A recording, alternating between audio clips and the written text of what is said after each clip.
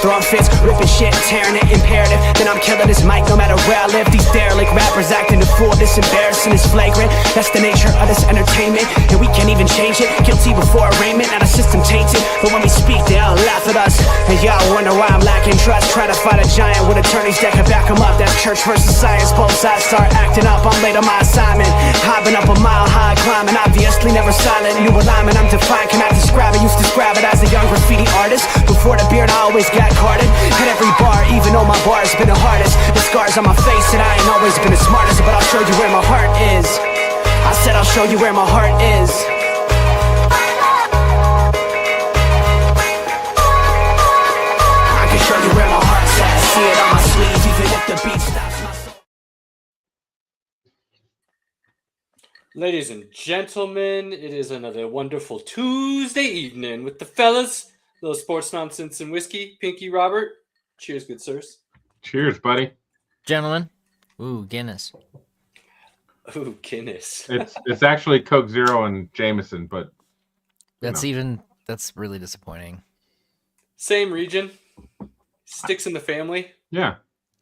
And I guess. my wife bought me a whole Coke Zero, then I feel bad if I let it go to waste. So Sure. Fair. Naturally. Fair. Yeah. I drank some and then poured some whiskey, and I feel like it's still good. Still good. Might have to get See more no whiskey. wrongs there. We'll see. See no wrongs. How's it going, fellas? See you rocking a jersey there, good sir, of a team that needs to break a curse, it looks like. Let's say it right. I am wearing a hockey sweater. You are. That's true. Good point. Hockey sweater. The real ones call it a sweater, not a jersey. So He is correct. Pinky's wearing a sweater, no doubt about it. there's not much like it's 80 degrees in Colorado lately.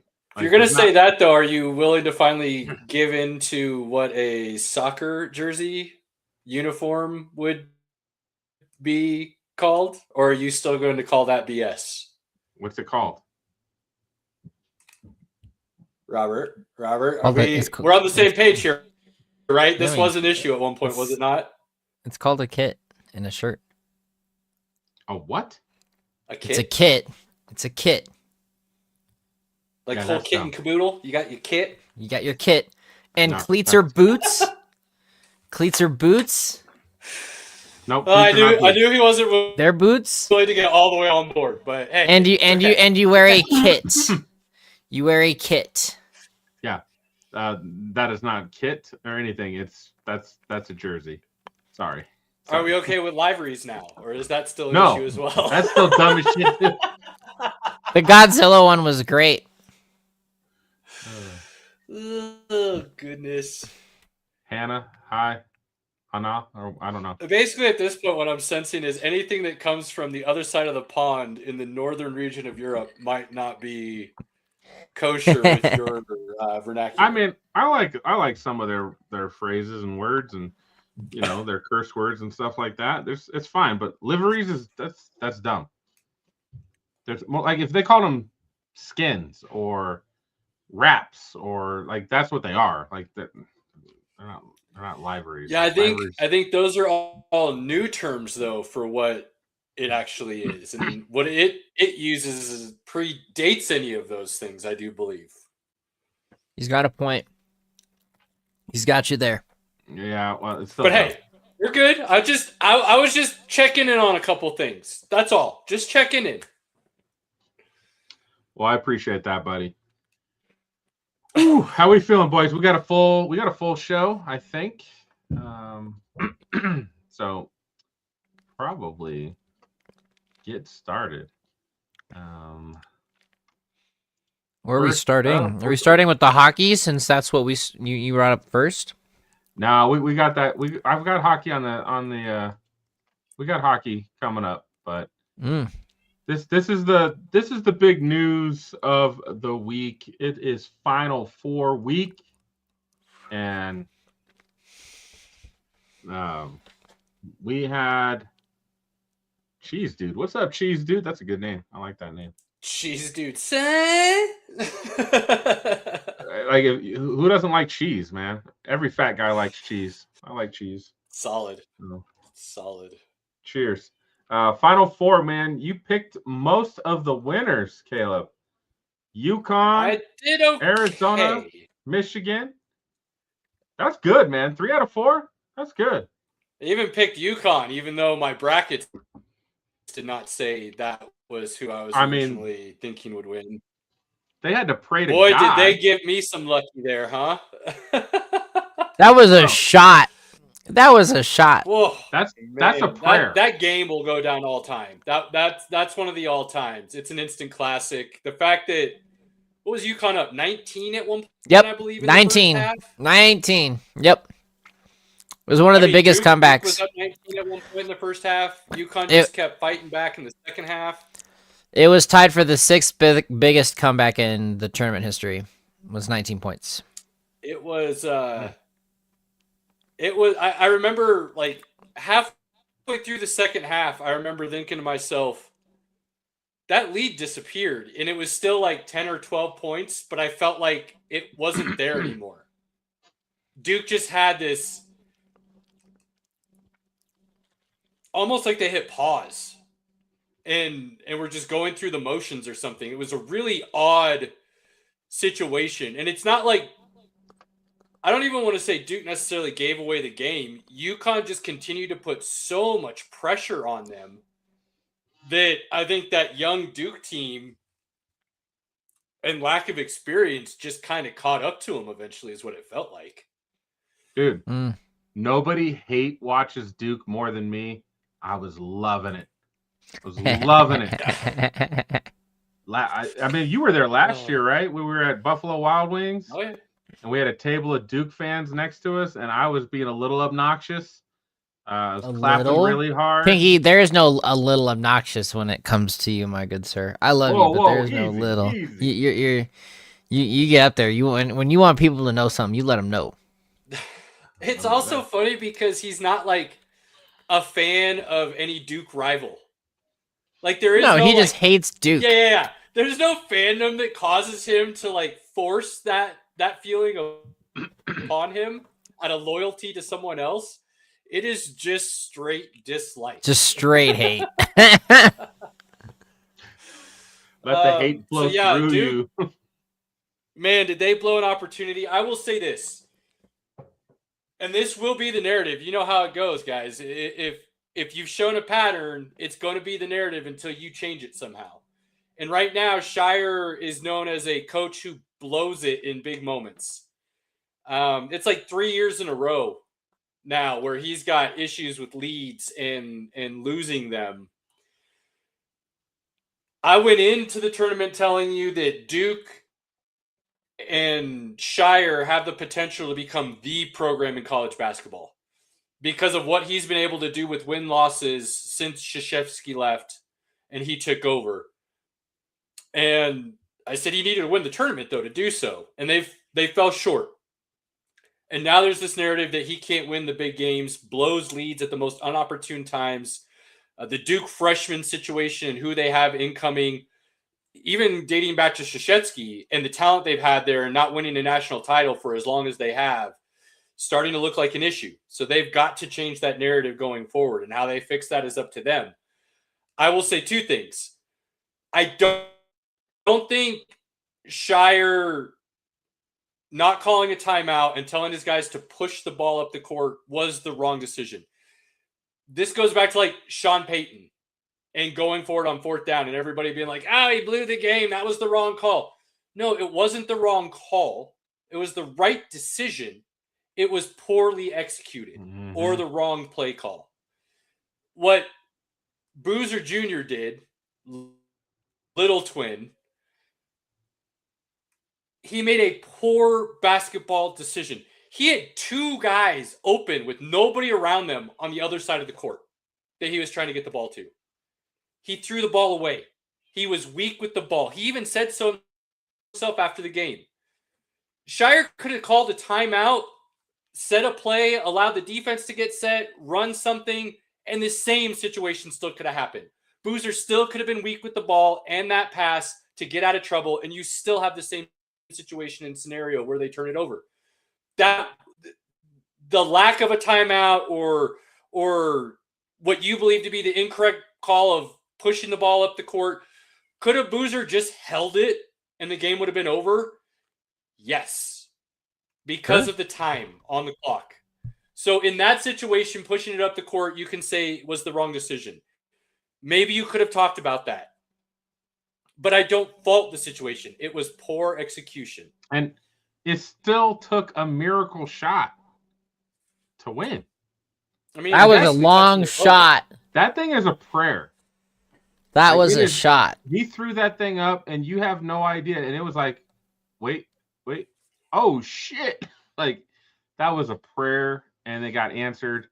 Good for UConn. But I loved it, obviously.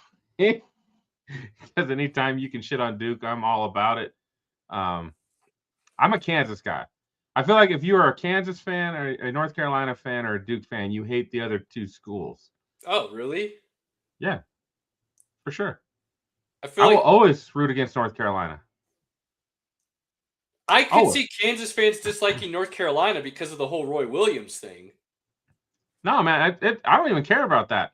It's literally just because, for the most part, Duke, North Carolina, and Kansas have been the top three programs, and I think you could make an argument UConn's in there too, right? At least over the last decade, right? Sure. But I'd say since 99 or 2000, whenever Calhoun won his first one, since that moment, they have been one of the top programs. So if you're one of those top four programs, I feel like because the other programs are good, you hate them. Like, that's why. Yeah, I feel like I missed that message. Yeah, that's how I didn't it is, get that bro. memo.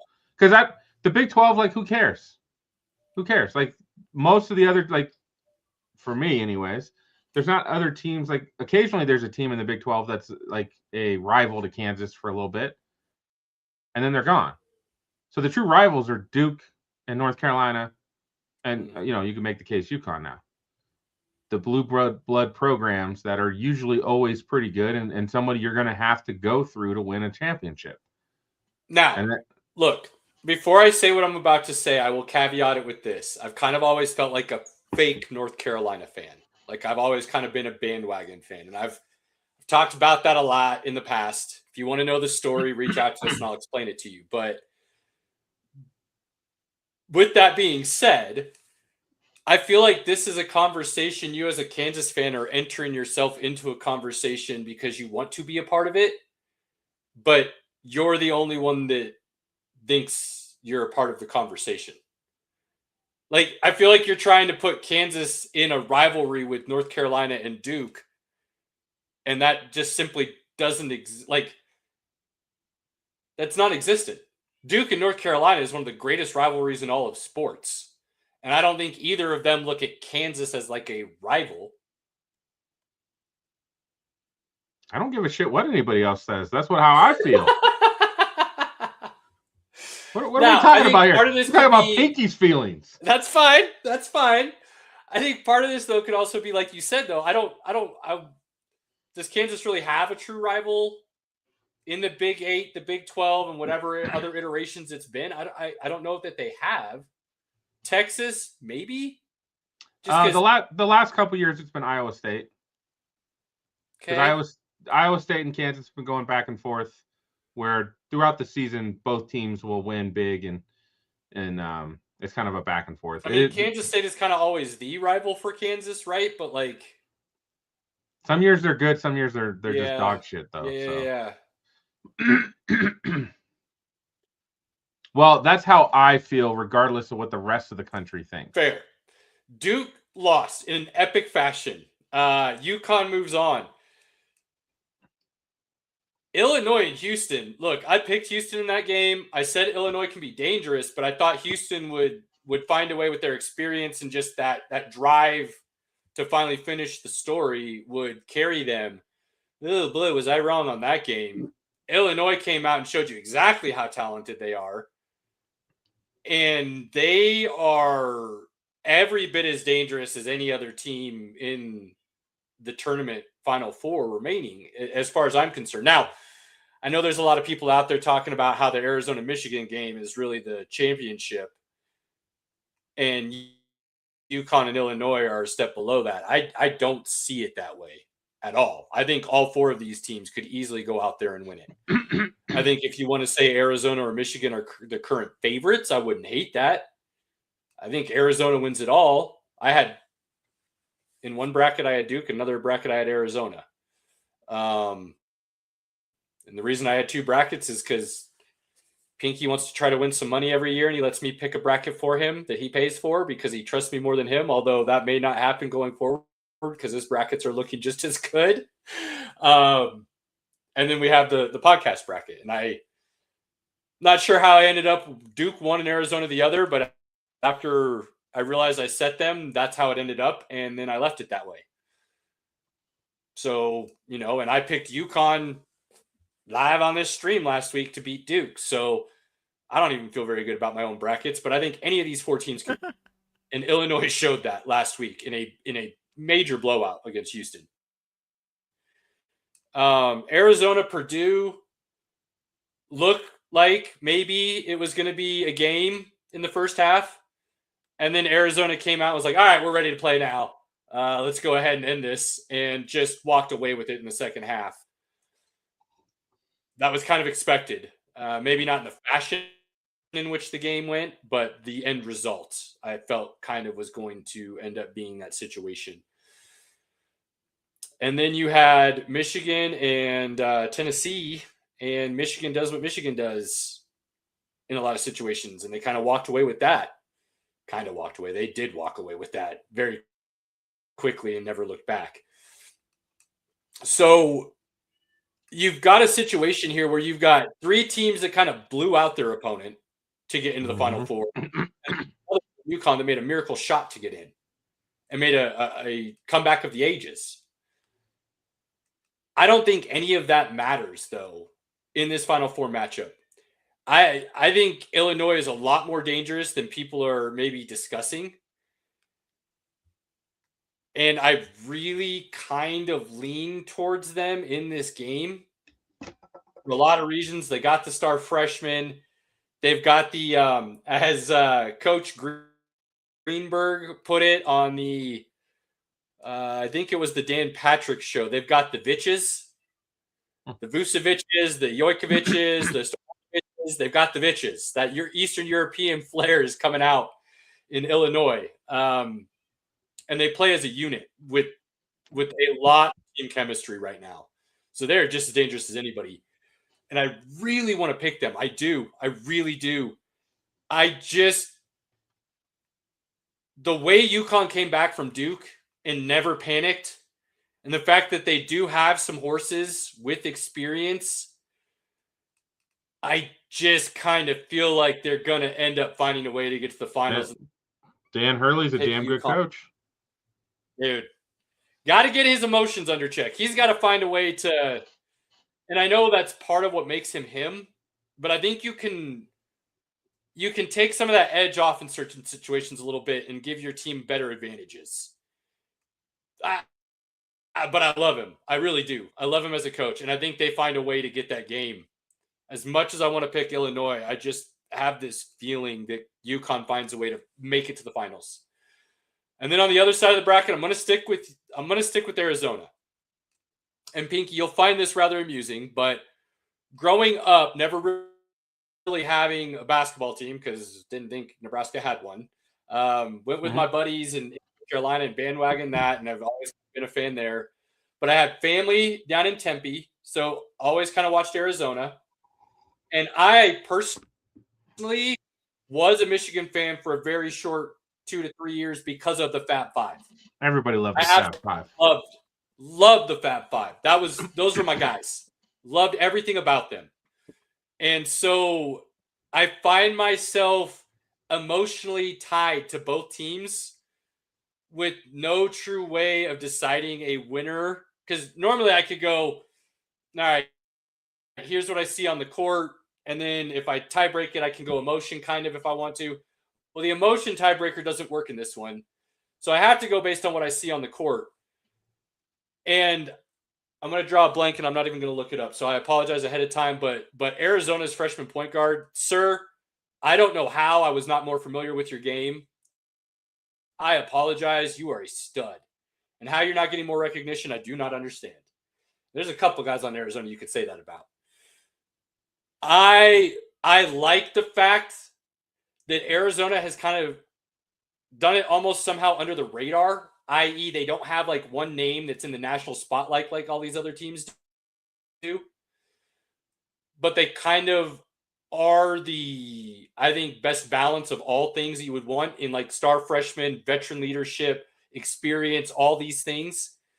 I think Michigan is identical in that sense, but I think Michigan is slightly more inconsistent. And when I say slightly, I'm talking like I'm nitpicking here, okay? But I think that's what I kind of lean back on. And because of that, I am going to give the edge to Arizona in this matchup. And I think we see an Arizona-UConn final. And I think UConn finds a way to then get it done in the end, Pinky. Oh, I am having a very hard time now picking against UConn. And that just they don't seem to ever panic right now, and like they just know what's going to happen when the game's over, and it's such a weird thing to watch that they may not be the most talented team, but I think they do have the pieces that just find a way to make the plays needed one more than the next, and that gets them a W in the end. I don't hate that at all. I mean, Dan Hurley's a really good coach, man. He really is. Arizona, 3 Michigan championships in 4 years would be crazy. Yeah, Arizona and Michigan, like I don't know. They're both good squads. Like, who knows? Like, I don't know. I'm excited. I think I probably spend more time watching the Final Four in the championship game than the rest of the tournament. Like, there's just too much going on for me. Sure. That I don't get to watch all the different games. Kansas got knocked out early, so at that point I was like, I don't care. But I am excited to watch these games this weekend. Saturday, I believe, right? Saturday and then championship game Monday. Yep. Yeah. So, unfortunately, in my bracket to win money, I am second, and the guy above me has me by 1 point. And we both have Michigan winning it. So, like, I can't win, which is really disheartening. When you can't make up any ground, that's pretty disheartening. So, that's a bummer. It is what it is, and we'll try again next year. But I was this close. And I just picked chalk. I literally just went through the whole bracket and picked chalk, and it got me second. So, Solid. I think I just needed Duke to win. That's what I needed. Duke winning would have helped me. Good tournament up to now. Great tournament. I don't even mind losing because Duke lost. I don't even mind. That's how much of a hater I am, Caleb. That's how much of a hater I am. All right, so we will have. You own it, my guy. We will talk about the Final Four, how it goes down, and the championship game next Tuesday. It is on. All right. Let's see. We're doing good. We're doing good on time. All right, guys, prepare yourselves. There's some crap calls. The NFL is preparing for replacement referees. That's gross. For the 2026 season. There is the collective bargaining agreement with the Referees Association has been stalled. It expires May 31st. What are your thoughts about that, Robert? I mean, I really don't have a whole lot to go off on this just because I'm coming into this again off just a few years, so I don't really know what all is to happen, except it sounds like we're going to have some pretty crappy calls and some very interesting games.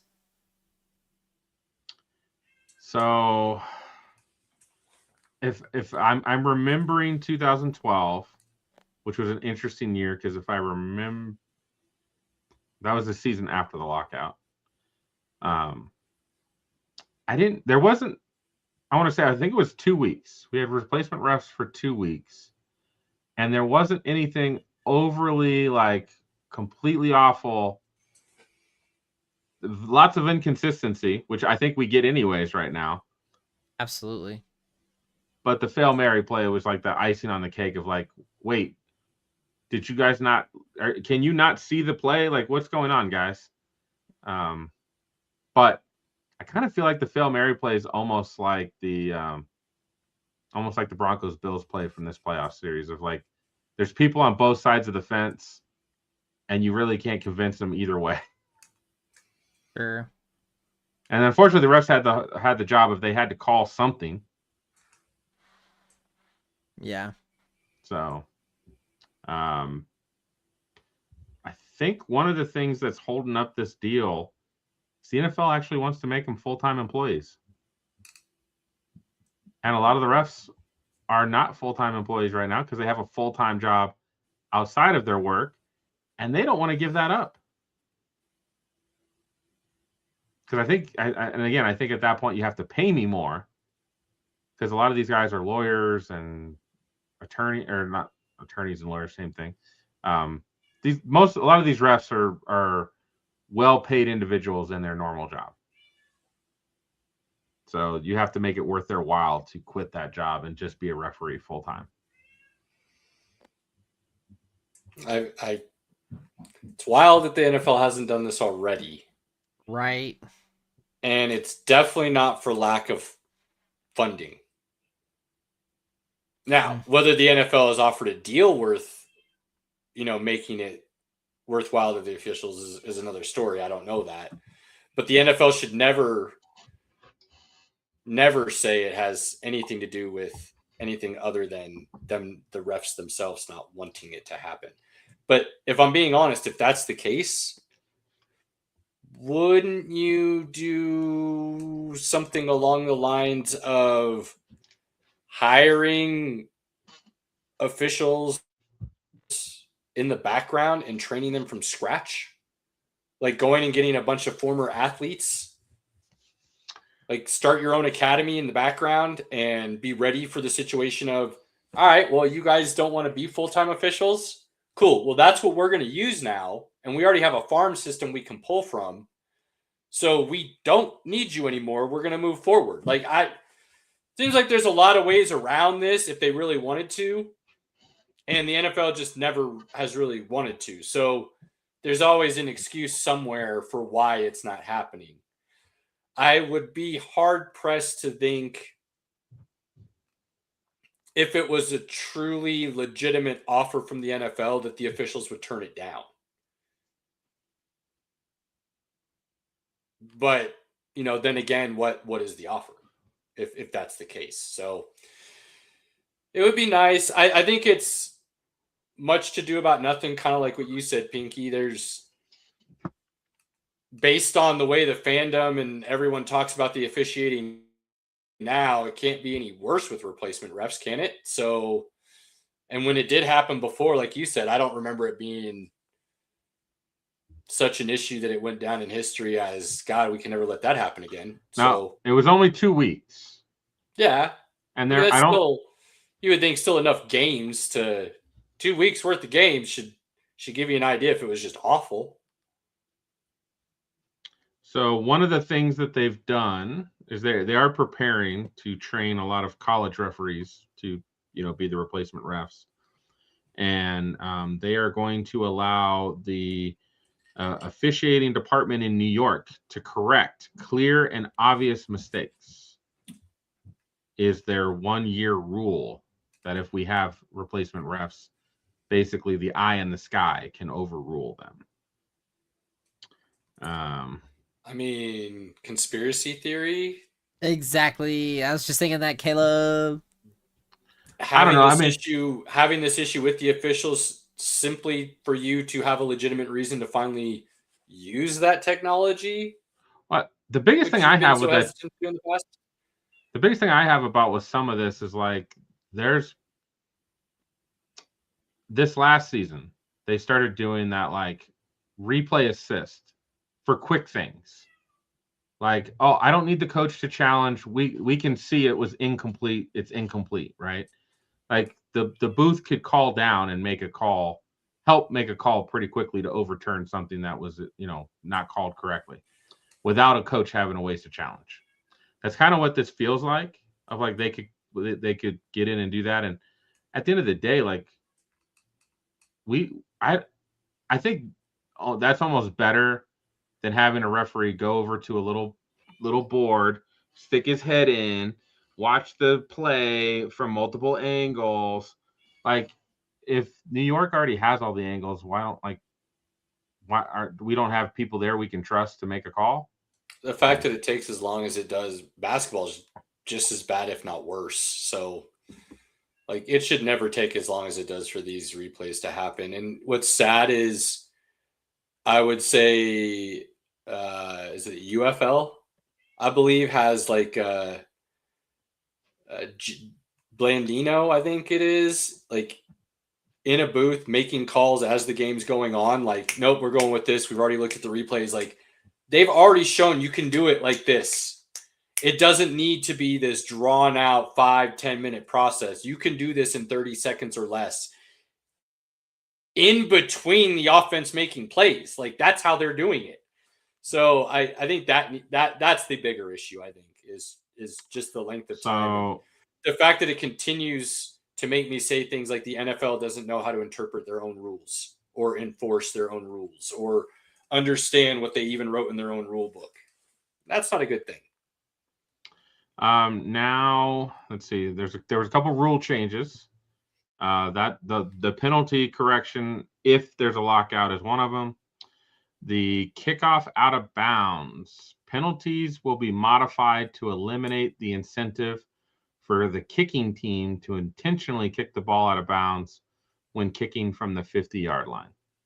So, like, when there's like that personal foul on a PAT or 2-point play and they like mark it to the 50 and teams would just kick it out of bounds. Now they're going to fix that, which I don't mind that. They are allowing onside kicks anytime again. The problem I have with it is you still have to announce it. So dumb. That's the point. Like, I don't think you should have to announce an onside kick. You absolutely should not have. That's like, and this is what's so stupid about it. It is still a play that has, it's not just like, hey, you have to do this. That is your only option. So if you're going to give a team options, just like every other play that a team does on every other down, there are options of what you can do.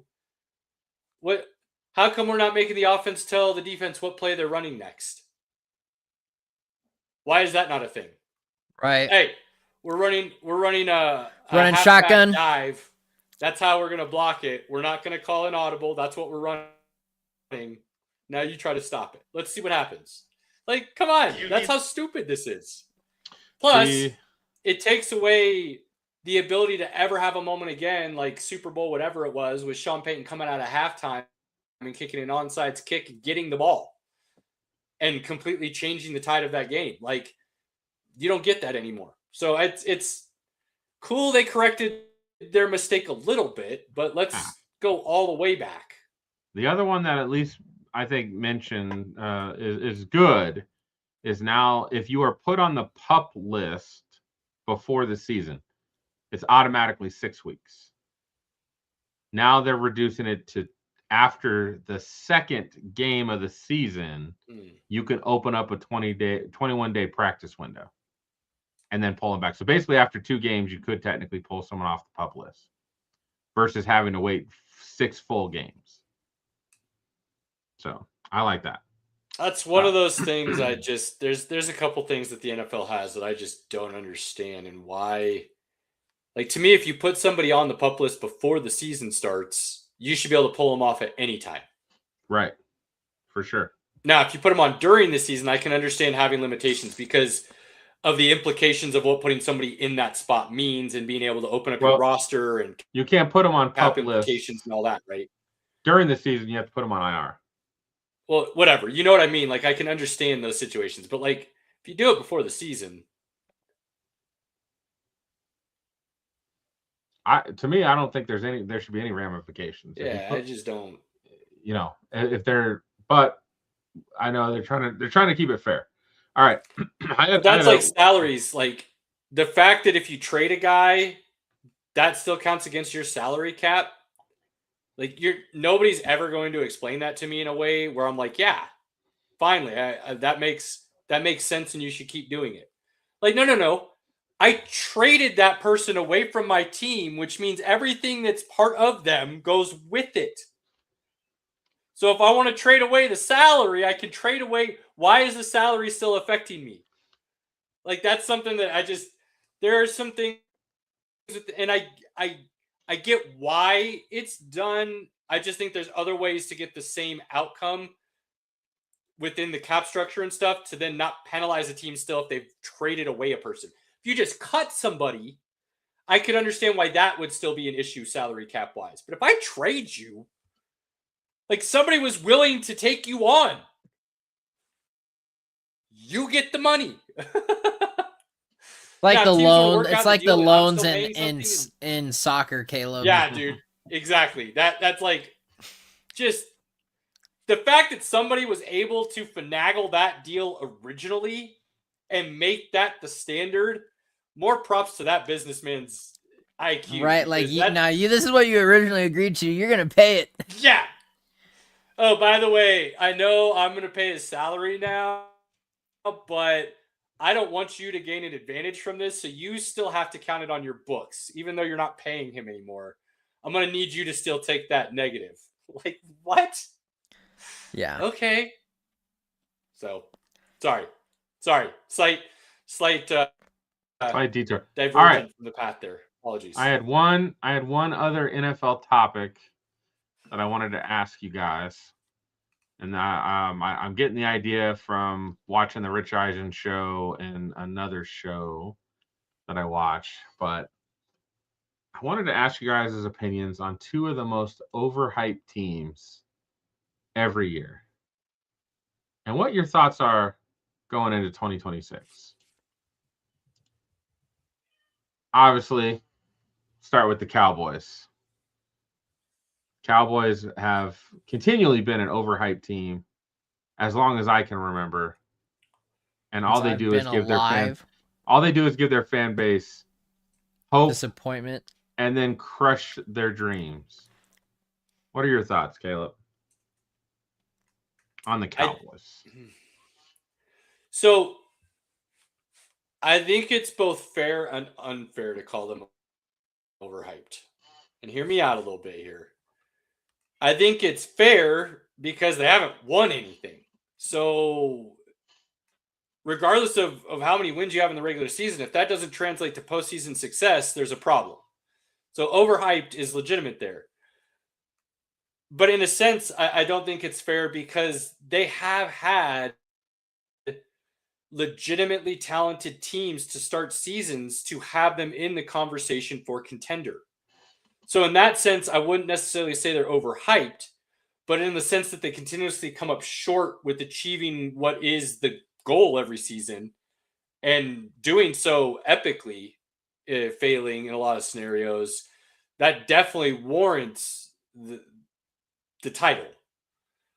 So I am a little torn. I'm not your Dallas hater.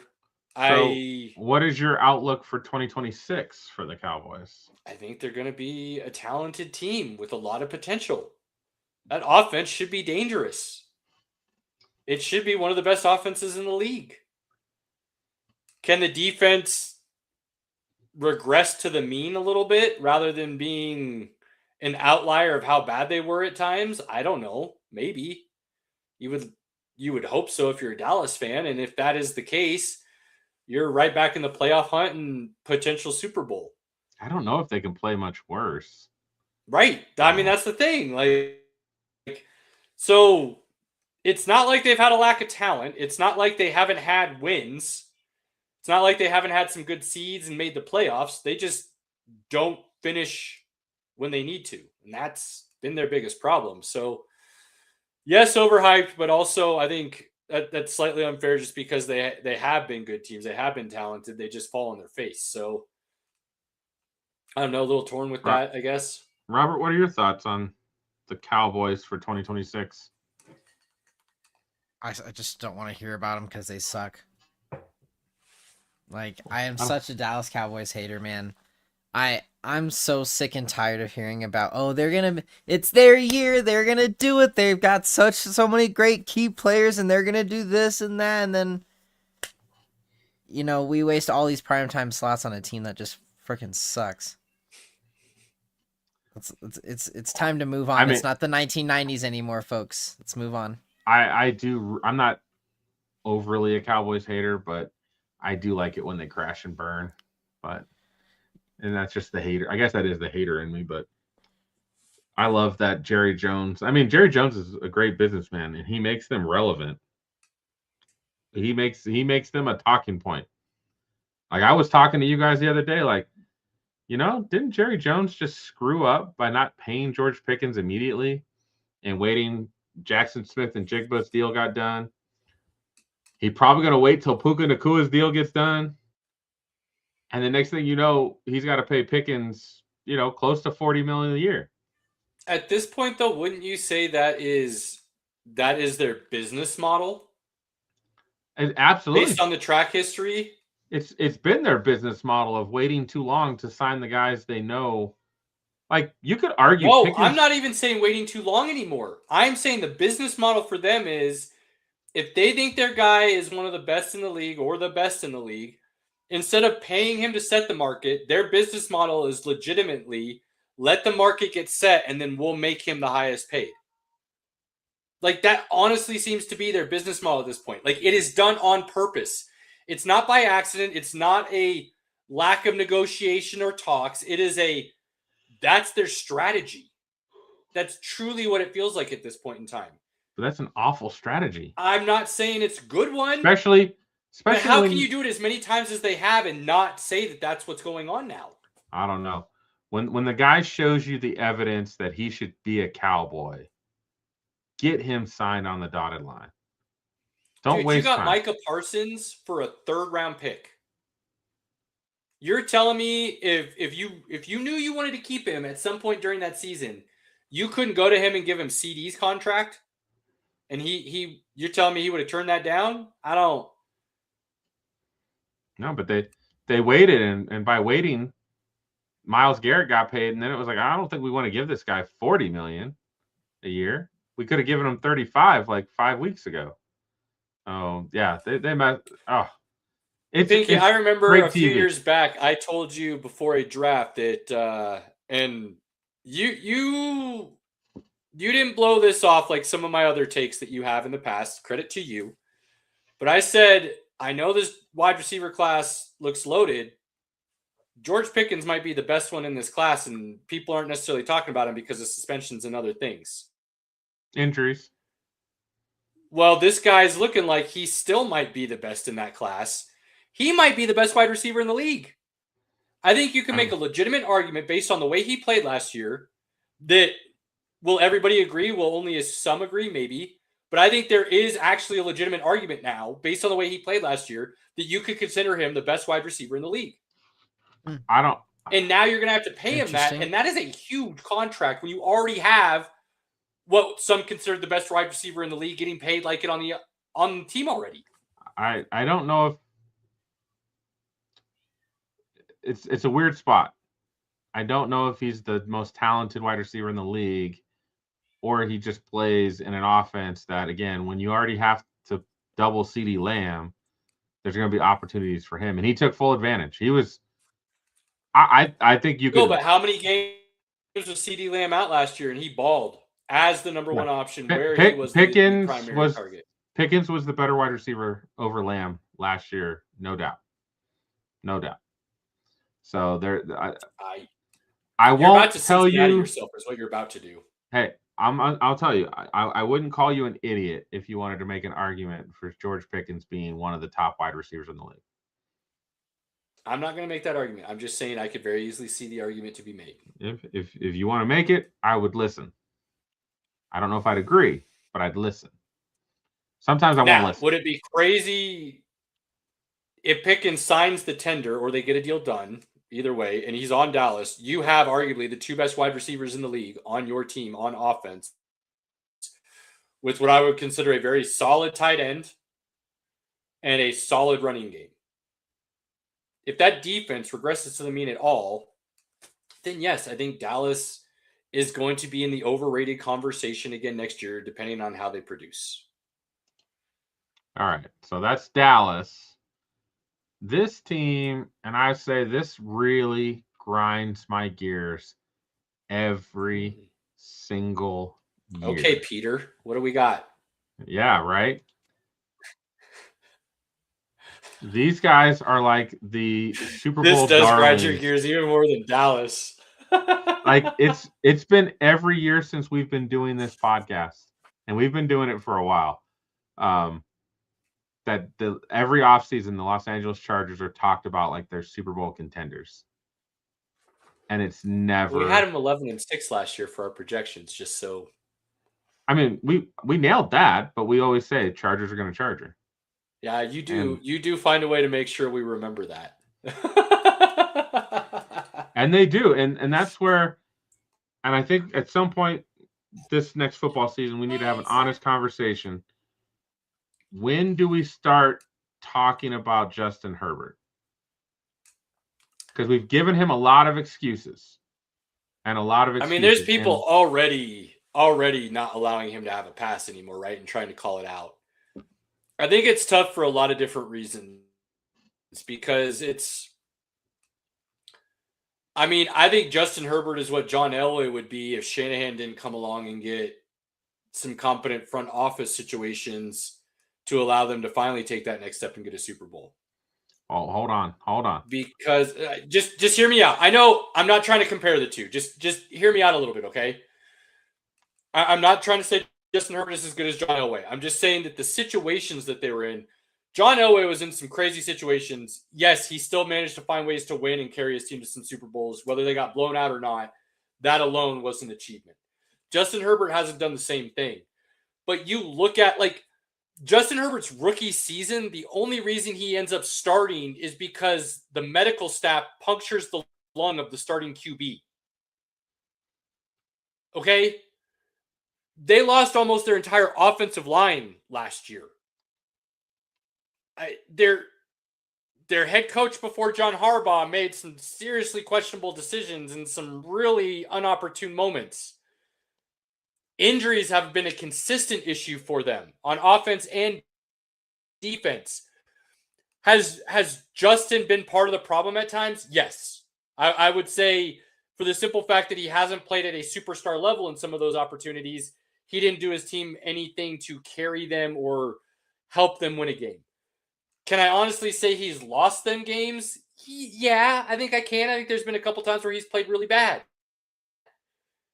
How much of that was on him and how much of it was on him not having any weapons to throw to or an offensive line to block for him or a coach making bad decisions? A lot of that goes into that too. So where I'm going with the comparison to Elway is there's been a lot of things that were outside of their control that I think to say they're not still one of the most talented QBs in the league would be a mistake. If you want to knock him for not winning yet and downgrading him for that within the rankings of the quarterbacks, I could understand. But if you're going to sit here and tell me he's still not one of the most talented quarterbacks, I would have a hard time listening to that argument. That would be my take from it. Robert, what are your thoughts of the Chargers for 2026? I mean, they did all right last season. Not great. I'll be curious to see what happens. I mean, I haven't been doing as long as you guys have, so I can't really say too much like you can, Pinky, with how frustrated you are being the Super Bowl darlings. But I mean, I'm not a huge Chargers fan, but I definitely think Harbaugh's got a good program going. It'll be interesting to see how they continue to progress. So, I mean, from that aspect, I'm looking forward to it. I'm not looking forward to them being competitive against the Broncos. They've had a pretty good track record against the Broncos over the years. Also finding a way to Charger as well. But I think the Chargers get a lot of my hate because I hate hearing how good they're supposed to be every offseason. That's fair. And when it doesn't materialize, it's like maybe we should just see what they got first before we start trying to crown them. But that's just me. So, I Understood. mean, we'll see. would you agree though that on paper a lot of these seasons they have looked like a team that should contend at a high level? And then, like you say, one reason or another, that organization finds a way to charger. Like that has been one of your favorite verbs on this podcast since we started, and it has lived up to the ways in which you use it. So I'm going to give you your props. Cheers, my good sir. You've been very correct on that situation. But would you agree that at least a lot of these seasons on paper, they have had a team that should compete? They've usually had some pretty good teams overall. I would say for 2026 again, Harbaugh teams are usually tough, physical. They're going to run the ball. Probably going to be able to throw the ball well as long as the O-line holds up. Still not sure if they fired their, strength and conditioning team yet or what they're doing there because they have more injuries. They have almost as many injuries as the 49ers. And we're talking I saw something the other day that Lynch came out and said they had an independent study done by some experts with the electrical substation, and it was much to do about nothing were the results. Now, whether that's a true story or not, I don't know. I didn't go research it, so maybe I should. I heard the same thing though. I think the Rich Eisen show mentioned. Yeah, much to do about nothing. Which okay, cool. At least they put the money out there to just make sure, and that's good. Why haven't the Chargers done the same for themselves and their medical staff? Because people talk about the 49ers injuries regularly, right? And I think part of it's because of the conspiracy theory and everything, but they have had a history of having some issues with injuries. Why do the Chargers keep seeming to get a pass year after year when that seems to be one of their biggest issues? Well, the Broncos had a really big issue with injuries a couple seasons before Sean Payton got here. What was the first thing he did when he got in the building? They spent money on the best strength and conditioning program they could get. He overhauled. It is really important. They should be looking inward. I mean, if your medical staff punctures the lung of your starting quarterback, that would be, I think, hopefully he didn't just fire everyone and bring in someone new. I don't know how much is still remaining from that same medical staff, but like there's a commonality within that building somewhere that you keep having these issues. I mean, to continuously have as many of your starters be out year in and year out that they do, you just got to think there's something somewhere where you would be like, oh, there's the commonality that has to change. Mike Mentor got a job, or is it Jesse Mentor? Jesse Mentor literally got a job because the Chargers defense was still able to be so good with so many injuries that they dealt with. Like they were still a top 10 defense, even with all the injuries they had. So all I know is the fact that they were in the playoffs and the fact that they didn't have an offensive line half the season. Like that just tells you like what happens if one of these years the Chargers have a full season of health. What happens? Now I will say I am very surprised they didn't try to grab one of those top wide receiver free agents. That did surprise me a little bit. I don't know if they think, Johnston's back, right? Johnston's back with them. Quentin Johnston? Yeah. I feel like he showed enough last year to kind of break out ever so slightly that I think they can take the next step with him if their offensive line is healthy, if Omarion Hampton is healthy, if it's like they keep saying if. And if they do, would it surprise anyone if they win a Super Bowl? No, I don't. I honestly don't think it would. I think the surprise everybody would be talking about would be, damn, the Chargers stayed healthy? This is what we've been talking about all these years. If they stayed healthy, they're finally healthy. Look what we got. Like, that seems to be the story with them. We shall see. I'm not going to be a believer. What do you think about Justin Herbert, though? I'm interested to hear your take on that, Pinky. I mean, I've always been a fan of Justin Herbert. The dude can sling it. He can put the ball in places with just ease. Like it looks effortless a lot of the times. But there's been so many times. I almost feel like he doesn't have that dog in him. Like He just doesn't have that it. Really talented, but missing the it. I'd have a hard time arguing against that. And I don't know if he's the leader of the huddle. He's the guy that's like telling his guys, like Peyton Manning's like, dude, you will be on the street if you don't catch this football. Like, they're just like, you want that dude at quarterback. And I don't know if Dude, Justin it's still one of Herbert my favorite all-time things from the Sheriff is the epic sideline of him yelling at Saturday. It just that epic rant, like you don't call play Saturday. Did you hear?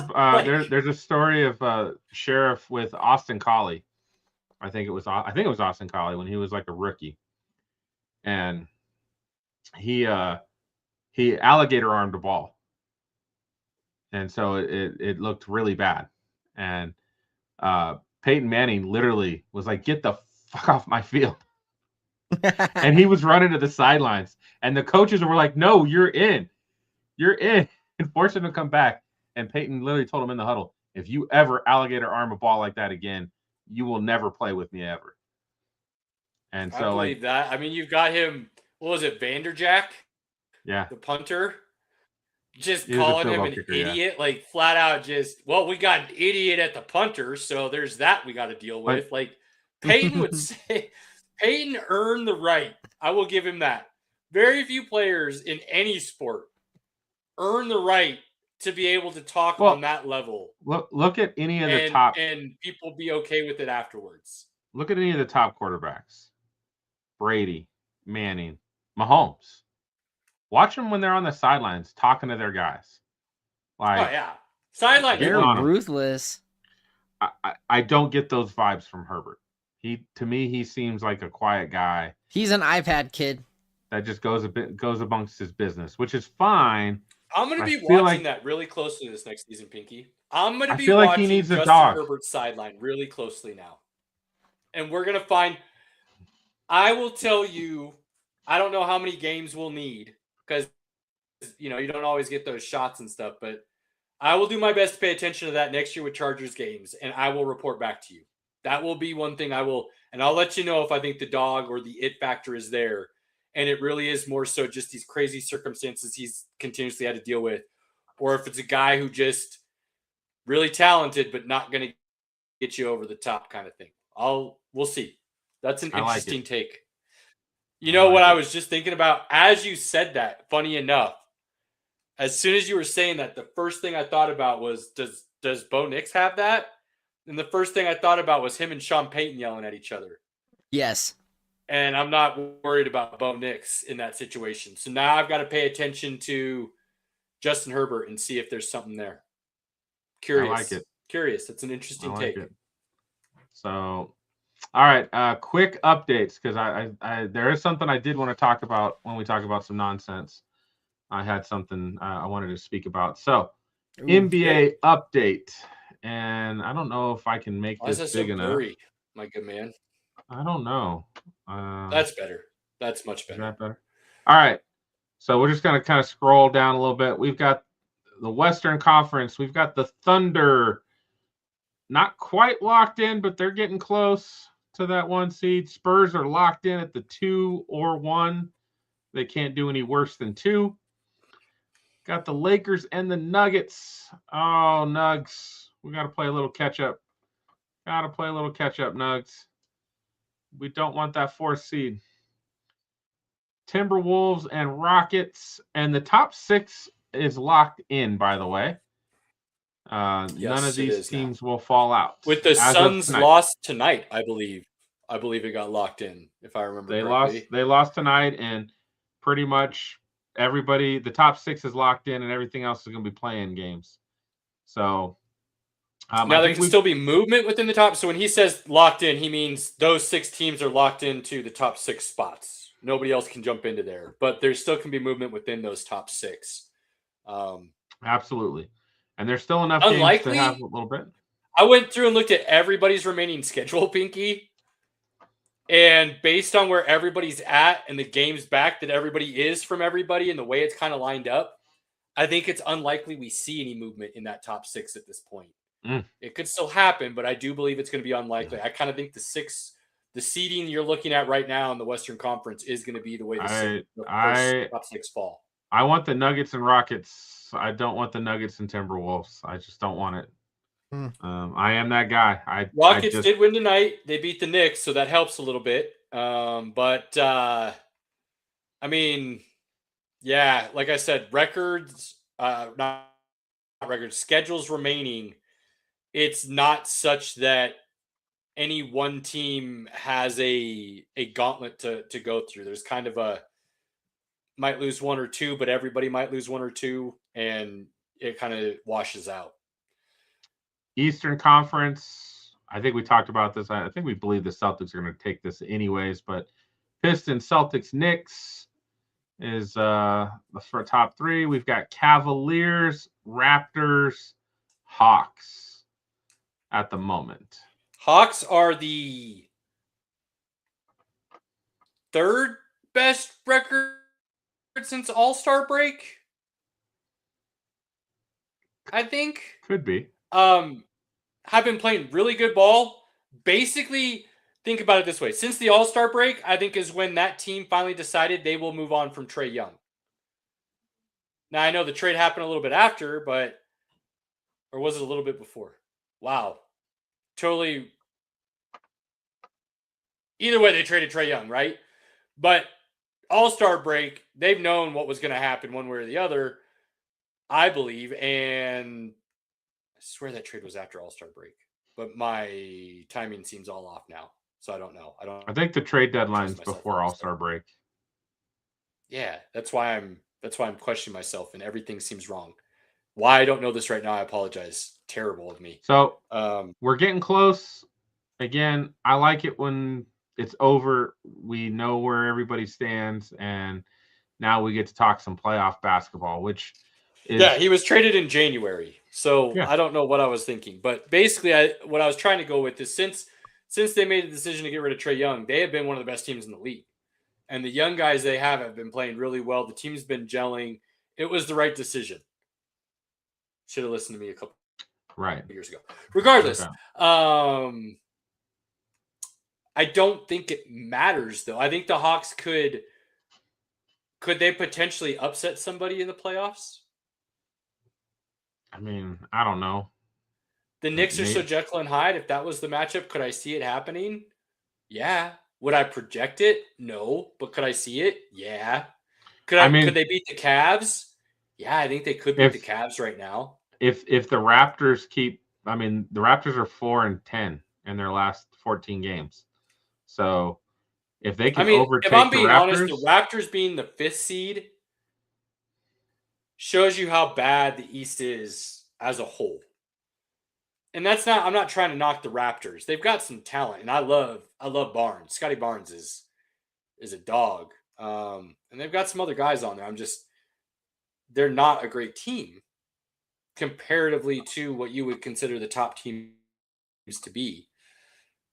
Are they going to be in the playoffs? Yes. Would I consider them a legitimate threat to win a series? No. Would I would I consider the Hawks though right now? Yeah, I could argue the Hawks. So, as much as I say that though, I think it's the Celtics to lose. And that Cade Cunningham injury is just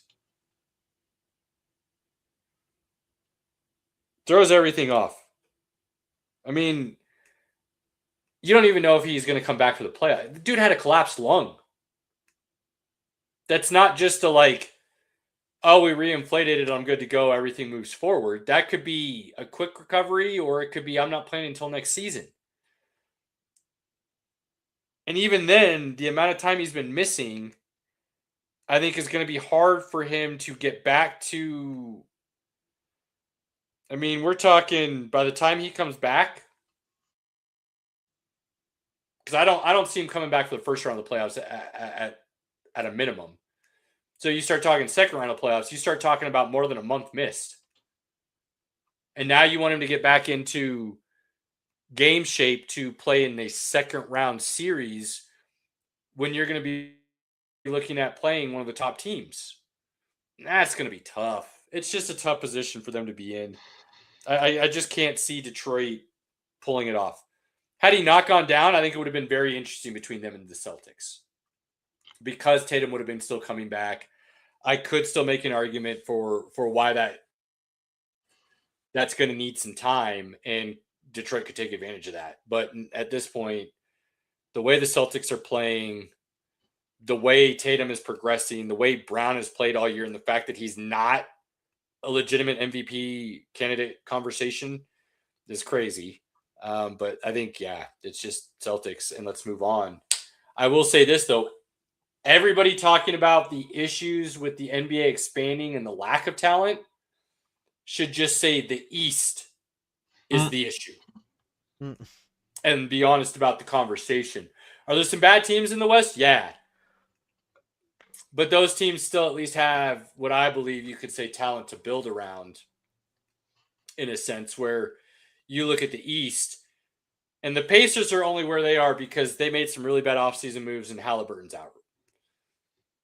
Halliburton will come back though next year, and they'll be able to then rebuild around him, retool, and they can have a lottery pick on their hands. Exactly. I could argue, I could conspiracy theory and say the Pacers might have the number 1 pick.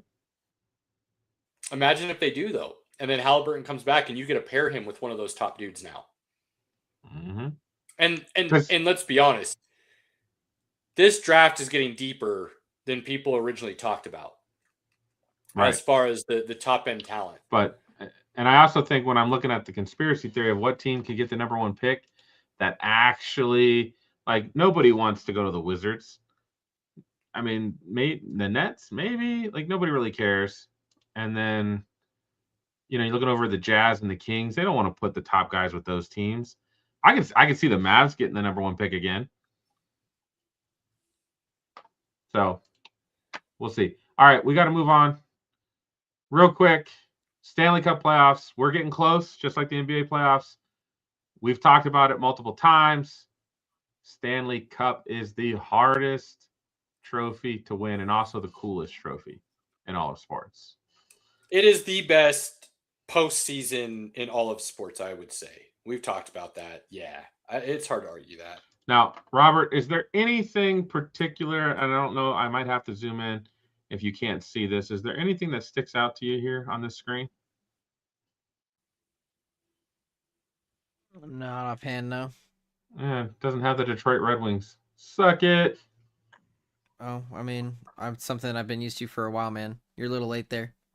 I've already accepted that. I'm going to rub that any chance I get. That's okay. F the Red Wings. I hope they are never good. See, using my hate again. It's okay. And the hate flow through me. Right. We're close. Will get knocked out too. It'll be fine. Oh, you shut your whore mouth. It'll happen. It might happen. I'll talk shit. Because it'll go the second round. It'll be Dallas and Colorado, and that's anybody's game. Just to be clear, you weren't born in Michigan, right? No, just raised on the Red Wings. And I was raised to hate the Avs. Well, but that's where I'm going with this. You have more ties to Colorado than you do Detroit. So there is a legit reason why you could say I have some Michigan fandom. An argument could be made. Fan. And this is an argument could be made. This is why it makes sense for you to be okay with switching, if you will, or joining the bandwagon and making it permanent. Similar to Rockies fans. Every Rockies fan had a different MLB team that they rooted for as their team before the Rockies came. And the reason for that was because they didn't have a hometown team. Well, you didn't have a hometown team originally in hockey, so your family grew up on said. You then had a team move in, so you do have it's a narrow pathway. But that works for me and you. And that doesn't work for him. Envision it. He was born in like 99 or some shit. So like the Avs were already here. 96. Yeah, see? Now he was too young to even be alive during those Red Wings and Avs rivalries. I'm saying there is a mother. I see a narrow. Okay. All I Are you know is following when me, the Robert? Avs win, Are you I following got you. me? I got you. I'm when the giving it to Avs you here. win, Don't listen to Pinky. I'm dragging you to the parade, and we're gonna drink and have a good time. If that happens, Pinky, I will buy it. I will buy a sweater. If they win the Stanley Cup this year, I will buy a sweater. These are really nice. The retro Quebec Nordique jerseys are really nice. Avs actually have one of the better. That's going to come off as super homery, but I would say Avs have one of the better jersey sweater option selections as far as all professional sports teams are concerned. I like their colors. Now I am not wearing a sweater to the parade in June. That would be pretty hard to do. It's hot. And 95, people do it. 95-ish, and wearing a sweater would be pretty hard to do. People did it. I was like, oh, you're committed. But so couple. Well, we got two more. I mean, it looks like based on what we've been watching and what Cody's been telling us, they're probably going to end up with the President's Cup, right? Yeah. So then the Avs would have to go and then break that said curse that exists. You know how you break that curse, Pinky?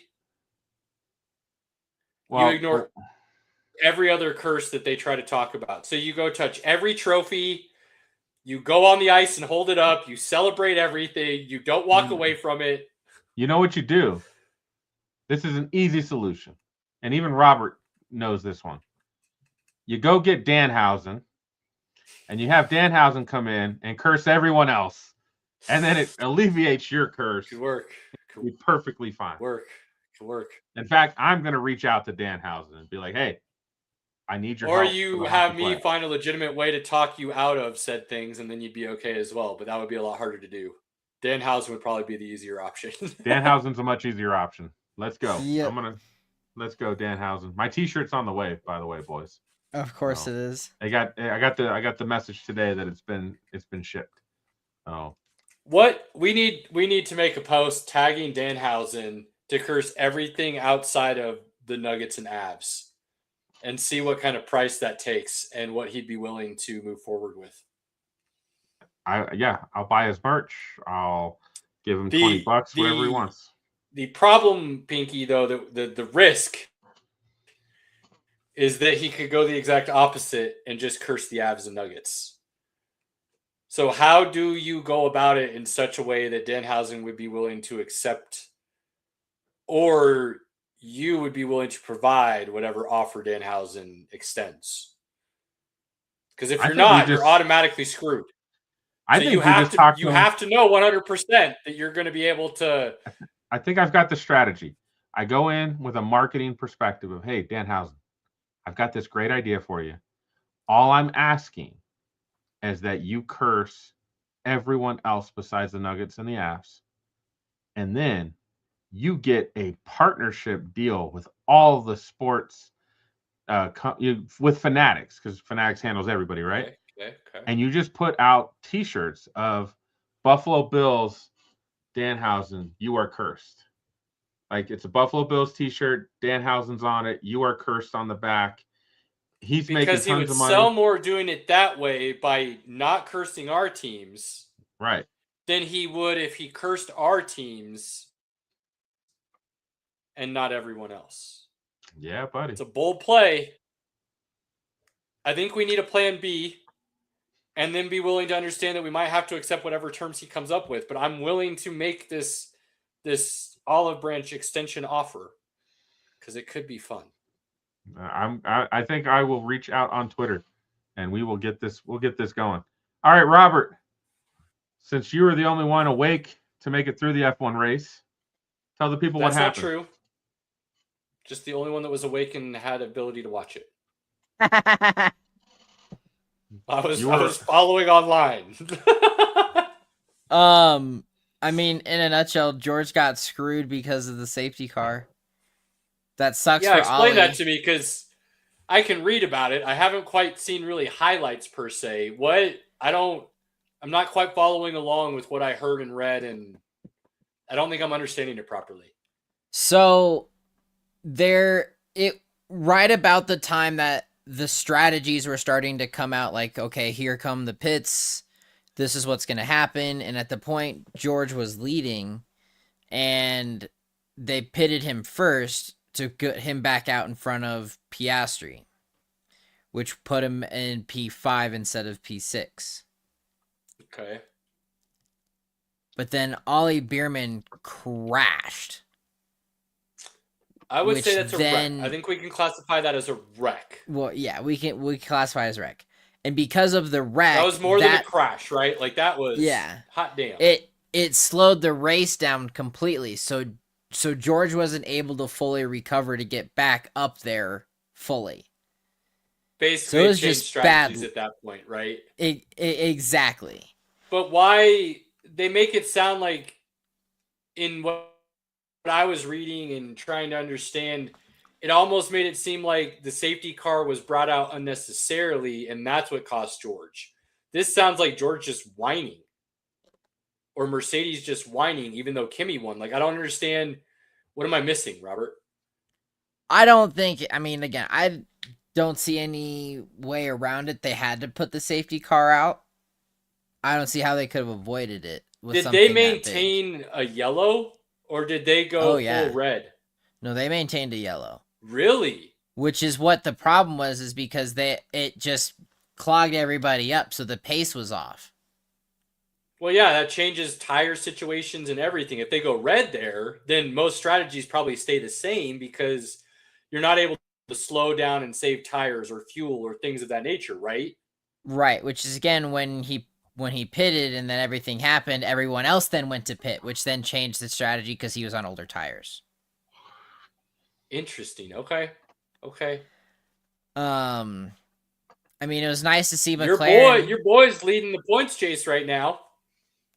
I mean, yes, I'm enjoying it, but I also am looking at the cars and I'm like, this sucks. This I was gonna let you talk, and then that was gonna be my question if you didn't bring it up. What are we? Because like the highlights I have seen from the Berman crash are basically like it looks like, and why am I drawing a blank? Calapinto is who he passed, right? I believe Before so. he Yeah. crashed. It looks like he's passing him while the other car's standing still. And that's the problem, is he basically gained 50 kilometers of speed like that. It just sent him off. And that's the problem, is the physicality of it doesn't work out and it's dangerous. And because of the overtake and everything that's happening, it's just become unsafe. And the problem with it is you don't know what is going to happen. So as you're watching these races, you're very much watching, like, I mean, they explain it the best is it's the mushrooms for Mario Kart. Right. You're like, ooh, ooh, ooh, ooh. It's not, like, yes, it's fun because there's a lot of overtaking, quote unquote, happening, but there's not a lot of racing happening. Isn't it basically, and again, I'm not watching right now, which sucks, so I'm relying on you a lot, and I appreciate you. But isn't it pretty much just like the overtaking is like, hey, my battery's full now, I boost and I go. Yep. And then the guy you just passed, all of a sudden his battery, and then he goes. Like, it's not truly like, and I know this is a bad comparison, but like when you see NASCAR, you're watching positions continuously change a lot throughout a race, right? Right. And it's different guys. It's not just I'm getting my spot back. This feels like they're just kind of trading their spot back and forth continuously. Am I wrong in that, or is that really not kind at of all. what's happening? No, that's exactly what's happening. And see that you're right. Then that's not racing. It's wait for my battery to charge, hit the boost. Wait for my battery to charge, hit the boost. And that feels like what I'm hearing a lot of drivers start talking about more as every race progresses. Do you get that feeling right now? Absolutely. Absolutely. And it sucks because, like, while, yes, I'm enjoying the success for Kimi, it's not a fun race. What do you think it's just a matter of everything's so new, give it another year or two, and then by year 3, everything will be solid? No, they need to change the regulations now. Do you think it needs to go like, hey, we thought about it, we tried, it was stupid, this sport is based on raw horsepower, we're not going to be eco-friendly, we're going back to engines, combustible engines, we're getting rid of this battery, Do you think it goes back to more that, or do you think they try to figure out what They'll they have and move forward? They'll figure out a ratio. I hope it'd go like 70-30, 70 combustion, 30 electric. That'd be what I'd like to see instead of the 50-50. I honestly But don't know why you have any electric power. If I'm I don't being disagree completely with you, honest. but if they want to maintain the quote unquote eco-friendly, then that'd be the compromise I'd make. Yeah, I think it just doesn't make a lot of sense. And then on top of that, I think the other thing that baffles me, and I will continue to say this, and this has nothing to do with F1 or the FIA or anything. This is just on teams themselves and the standard that seems to be accepted within F1 that I will never understand. And I get it costs a lot of money. I get it. But if I have my own team, the last thing I would do is be using a competitor's engine. That is the absolute last thing I would do if I was trying to be my own F1 team. And the fact that that is commonplace to let somebody else supply your engine that could be your biggest competitor. Like, think about how much data Mercedes is getting right now. Yes, they have to give all their data away, right? But they're getting even more coming back. Like, every team that has a Mercedes engine doesn't have to share with each other. But they have to share with Mercedes because that's their engine supplier. Yep. And Mercedes has to share their data with everybody. But it seems like, unless I'm missing something, it seems like Mercedes gets the better end of that deal. And I believe you're seeing that outcome. So why teams don't become their own supplier and build their own engines just really is something I will always have a hard time understanding. And I know we're new. I'm still learning everything. So maybe there's somebody out there that could explain it to me in such a way that would make sense outside of the cost. Because the cost to me should not be to deter. Like, you should find a way to get over that, right? If you truly want to be a competitive team, you would build your own platform. At least that's my feeling. I don't know.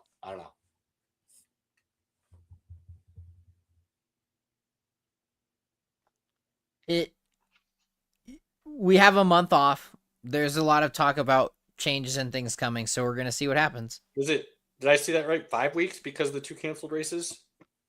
May 22nd, I think, is when it happens. And that's Miami, right? Next one up? Correct. That's crazy. That's more than a month. That's more than a month and a half off. Yep. So we're just chilling. We're no races until then. It's funny. You think about May 3rd. How long Russia hasn't been allowed to do international competition because of war and their insanely high level government issued steroid scandal situation. But now you're looking at I'll be honest, something I had never even thought about. And the fact that America and the Middle East as a whole, with Israel and Iran and Palestine and everything else going on, you're seeing countries now affecting the sports world. F1 and races, you're looking at Iran and the situation with the World Cup and them trying to get all their games rescheduled and moved outside of Mexico, or they're just going to not be involved and another team's going to replace them and just take their schedule. It's something we'll probably talk about more as the World Cup gets closer if it ends up being a situation. It's obviously affecting the F1 situation right now in a major way. It's rare that geopolitics affects sports, right? And becomes something that there is a legit reason to have a conversation where they intersect and make it something that should be discussed. And I think this is very close to being on the verge of, if it isn't already.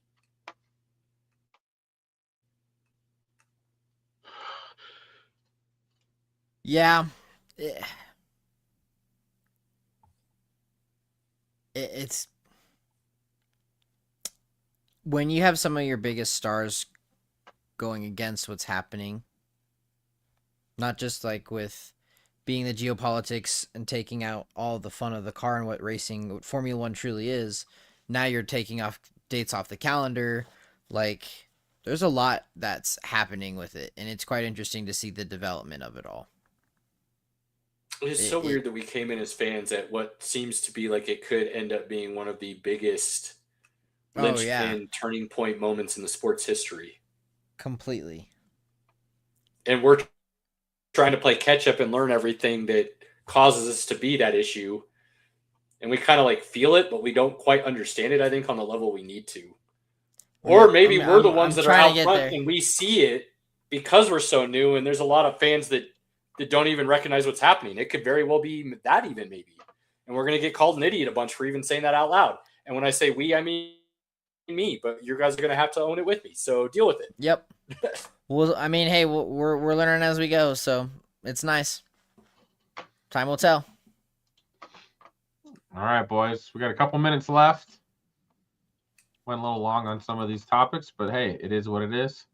It's all good. I feel bad. We need to be dead nuts next week. And Robert has a topic that needs Robert has a topic that he mentioned that needs room to breathe, and I think we need to save it for next week because I really love the thought, and I want it to have at least 30 minutes to discuss if we need it. So apologies, good sir. I do appreciate the over heavy F1 kind of update for me and helping me fill in every week.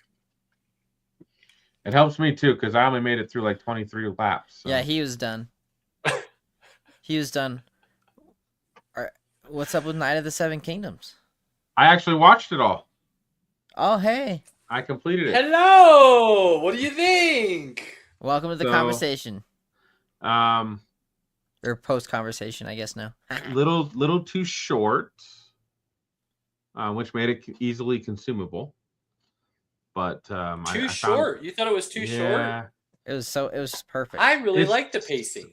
It's 6 episodes. I feel like there was 8 or 9 Wasn't in there. Wasn't it 8 episodes? 6. It was 8. It's 6. I watched all 6. Look it up. I know Robert's pulling it up right now, so I won't even do it. But was it really only 6 episodes? Yeah, no, it was only 6. I know. I just watched it, guys. Because I watched good for you. 5. I watched 5 on Sunday because the wife was out for a while, and I was like, "Oh, I'll throw this on." She only didn't 6. Really that was a really. Fair, Pinky. 6 sounds short, but I thought I was good with the story and the way it unfolded. I think I would have liked just a little bit more, but I left going. I'm really excited to see Sir Duncan and Egg and their adventures. Like as they're going out into the world, I'm sitting there going, where could they go next? What adventures / trouble could they get into? And so many good stories to tell, just based on the history and lore that you. The graphic novel is great. The graphic novel is great.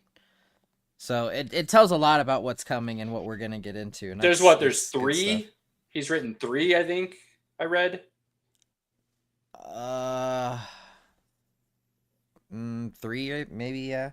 I know the Hedge Knight is like all one like story. Do we?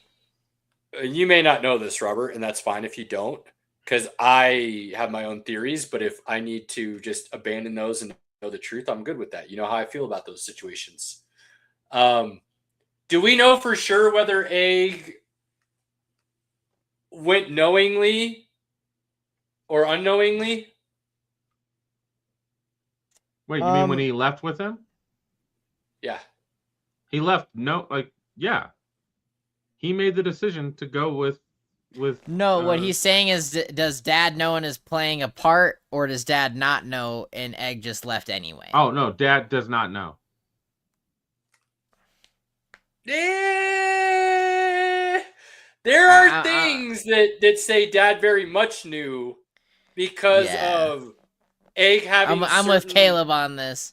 He had his ring or the signet or whatever it was that says who he is. If in a worst case scenario, I feel like Dad would make that very clear that needs to go with him. I'm not going to go too deep into it right now.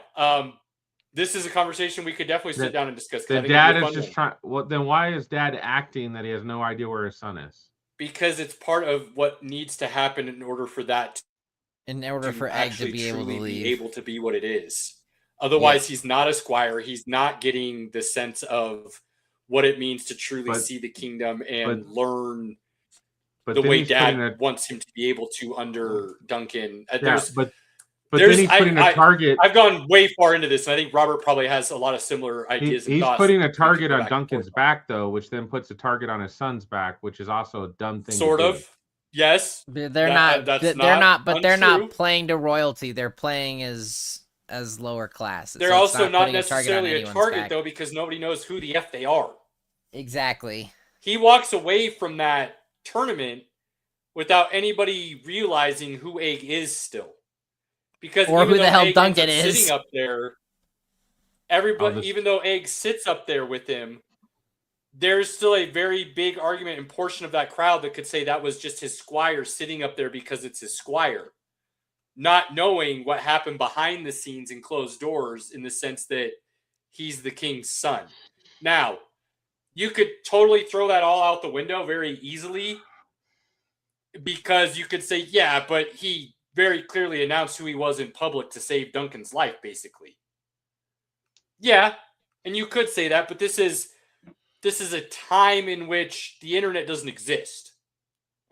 So you could say, oh, the king's son showed up out of nowhere and saved Duncan's life, but you could also not know that was his squire, and then the story gets lost in translation because there's not a picture that goes with everything that makes you know exactly what's going on. Right. So I think there's a way to argue that, which makes, I think, the way the story unfolded very interesting. 100%. No, that was good, Caleb. Well done. Thank you. Thank you. Was it? It was. Yep. Excellent. Love so that was it. There's more to that rabbit hole that I have talked about with myself, but I think it's so that's why I asked, Robert, because as you've seen, I've gone very much on both sides of this argument to try and whittle down through this rabbit hole, and to my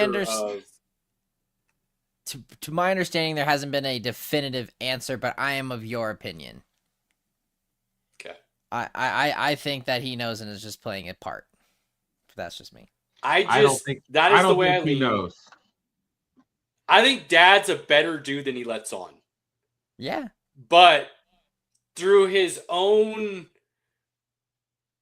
mistakes, I will say, that may not be the best word, but through his own choices in raising his sons, some took the lessons correctly, some took the lessons incorrectly, and others took the lessons as such that we should all be burned. So, sometimes children are a product of their selves and not their environment, right? You can have the best parents in the world and have a really not great person unfold from that. And I think that's kind of what you're seeing in that situation. And a dad who had a brother who seemed to do no wrong and say all the right things without any of the issues of having the children to deal with and the pressure of being next up in the line of royalty and that weight that it carries. And I think that's while I am very much not a fan of George R.R. Martin because he doesn't finish the series and he leaves all these cliffhangers and interpretations to be left up to other people to do for him, and then he comes out and says, well, that's not how I would have done it, and this, that, and the other. I do think he's developed some very interesting characters and interesting storylines and interesting scenarios to allow for some amazing world building and storytelling. So I will give him massive amounts of credit for that. And the fact that he's done similar to what Tolkien did, and the fact that he's built a history behind it as to why you're where you're at now, I think is really cool too. Yeah, absolutely. There's a lot of substance there, and that'll actually tie into what we talk about with the topic that I had for us this week. But that'll tie into a kind of overarching thing that I'll be asking. So I like it. That has to happen next week. So come back next week, and Robert's got a fun topic to deal with. What can we tease it as without giving anything away? Remakes. The ability for originality within Hollywood as a whole. Sure.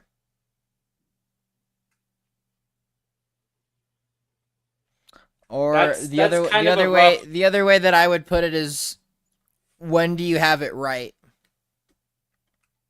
I like that. I like the way you worded that as well. The ability for Hollywood to be original, and when or if do you have it right? And that kind of leads into this overarching topic that Robert brought to our attentions that I do think will be a lot of fun to spend some time on. So we have to, regardless of where we're at next week, Pinky, the hour mark has to be cut off, and we have to jump into this conversation because I am very intrigued on thoughts from both of I think that should be pretty easy because NBA is not done. NHL is not done. We got Final Fours. We'll have some NFL topic. And yeah, then the floor is Robert's. I like it. I'm ready. I've got pros and cons for this, so I've got a lot of examples to go into it for what it's funny because you said it and it was literally almost the exact conversation my wife and I were having the other night because of certain fandoms. So I am very already been thinking about it, ready to hear your guys' thoughts and start bouncing those off each other to see where we can land, if you will, as far as opinions, thoughts, and next steps and things of that nature. Again, I've got several ideas myself, so I'm excited to really debate this and get a good topic going on it. So, all right, boys. That's all I got. Final thoughts, Robert. Oh man. Nephew turned 3, so celebrated his birthday, and he started preschool, so that was fun. Nice. Milestones all over the place. And I had my first Warhammer win, so that was exciting. Feeling like I'm finally figuring out how to play this damn game that requires so much brain power. But I'm loving it. It's been fun, so more to come. Pinky, good sir? I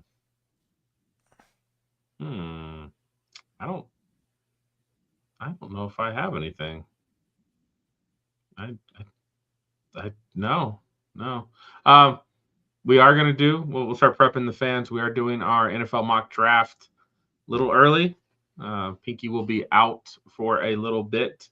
So we've got to do it on the 14th episode on the I think it's the 14th. I'll have to pull up my calendar again. Does that mean Caleb has a solo week? Before we would normally do it? Hold on. Does Caleb have a solo week?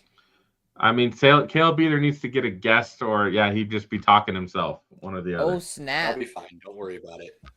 Yeah, the 21st. I'll go full Jim Rome if I have to. Yeah, because Caleb, not to be rude or anything, but I will have built my lightsaber, and I will be at Disney, for the week that you're by yourself. So I'm not worried about you. I'm not worried about the show. You send me some topics, fellas. I can handle it by myself. Don't worry about it. We're good. I mean, we can get you a co-host if need be. I don't know if we need one. Might not. Maybe I want to give it a shot and see what happens. What the Caleb show sounds like. Maybe I want to see what happens. Maybe I just I recruit you to record with Ron, so at least Ron has a sounding board for Smack Talk and Raw. But we'll talk about it. A possibility. We'll see. All right, okay. boys. I will say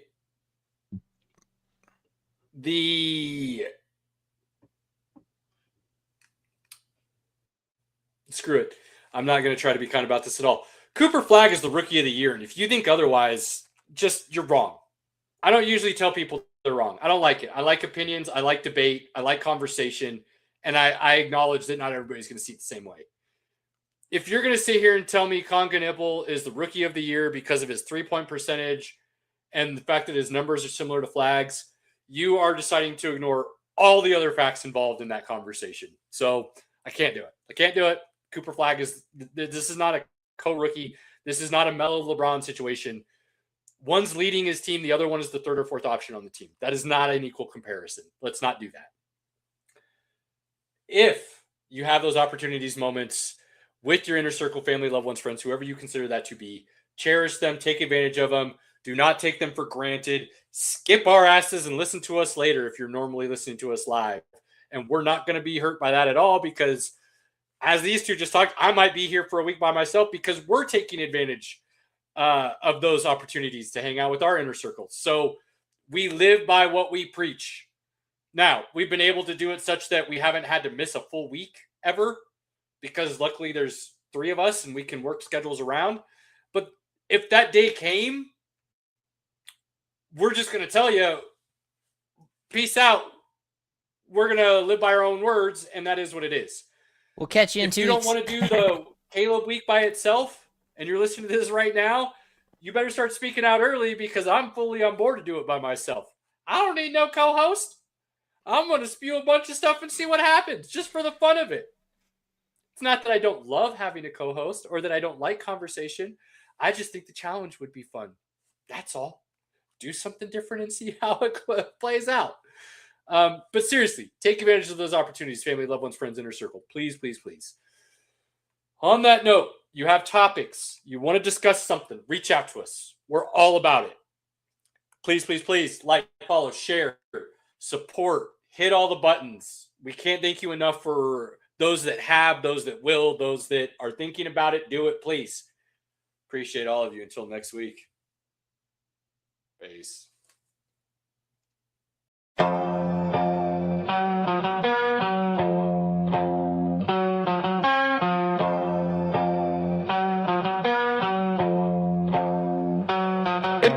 Pinky in the building, reppin' orange and blue. Broncos country, yeah, you know how we do. Hot take so wild, you remember the name. From college ball to the pros, Caleb spitting game. Robert here, the pop culture plug. From comics to racing, pour the drink in the mug. Sports, nonsense and whiskey, yeah, bold talk. Good laughs and a glass in the air. Sports, nonsense and whiskey, right? Kick back, tune in, take a wild side.